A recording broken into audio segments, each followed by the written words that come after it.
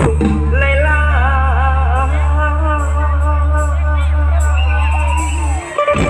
เสียง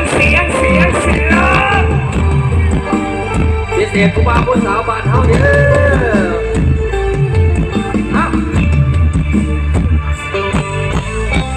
สองคนหนึ่งคำสัญญาเคยบอกน้องว่า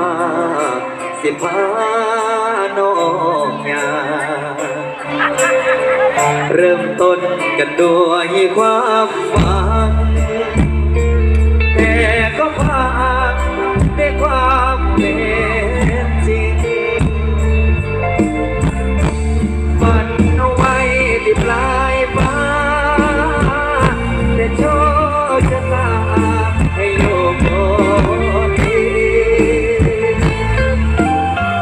น้ำตากันล้นบนกระเรี